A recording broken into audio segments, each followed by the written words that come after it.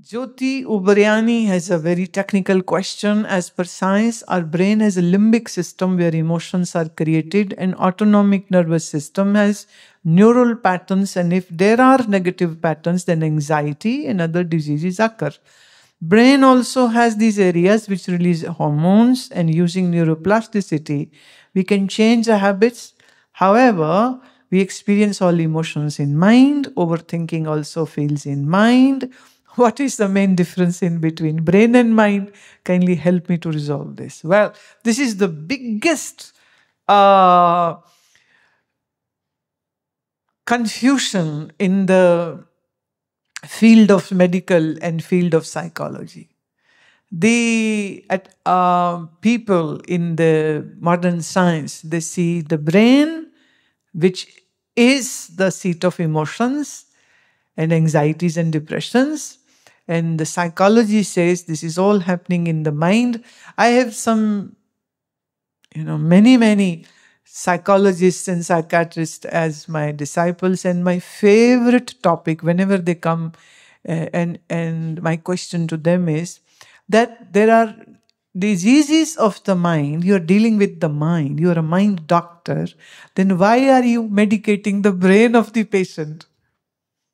And they are flabbergasted. They have no idea to answer this question. The problem is of the mind and you are treating the brain. So you should be treating the mind. And they say, oh, well, we don't know how to treat the mind. We just know how to treat the brain. And they don't even treat the brain. They have these drugs, the psychotic drugs, which are going to numb either the functioning of that particular part of the brain, or it blocks the neurotransmitters and brain doesn't receive those, or they put the person into a semi-sleep or full sleep mode. Okay, just take the drug and keep sleeping, and you will not feel any bad emotion and no suicidal thoughts and no depression, and you are cured. But are you really? No, you are not. Mind is, let's say, like a software, and your brain is like the hardware. Please understand this. So there can be some hardware problems, meaning the organ brain problems, which of course would require, medical science says, through the drugs we can treat it. And in yoga, I say it can be treated with Ayurvedic herbs and also asana, pranayam, and strengthening the sattvic part of the mind. The psychiatry says the organ brain alone is behaving like a mind. So if we numb or put a person in a coma, then there are no emotions. We have switched off the brain, so the mind can't function. It's like if you switch off your mobile phone, of course you will not receive any call and you cannot make any call. But that doesn't mean that your phone alone is handling the networking system and the satellite signaling work system. The phone is the hardware which you have, and the software is running that system.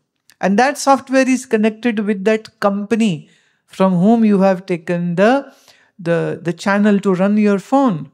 So it's all interconnected. So brain is the hardware, like the body of the phone, and mind is the software which is being run through this brain. So we need to correct both. We have to have a healthy brain and a healthy mind. Yeah? So absolutely there are two separate things. Modern medical science still is stubbornly stuck on the point that mind is nothing, it is just the brain.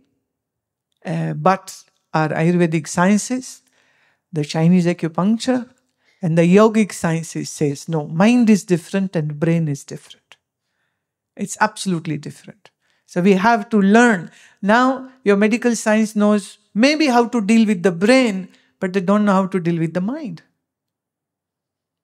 And the Yoga Shastras knows how to deal with the mind, and with the asana, pranayam, Ayurvedic herbs, and the dietary prescriptions, what to eat, what not to eat. That's how we manage the brain and the mind together. Manovahi Srota, in Ayurveda we say that, which are making this mind function. And if there is something wrong in those srotas, the mind will not function properly. It's very interesting. It's very, very interesting.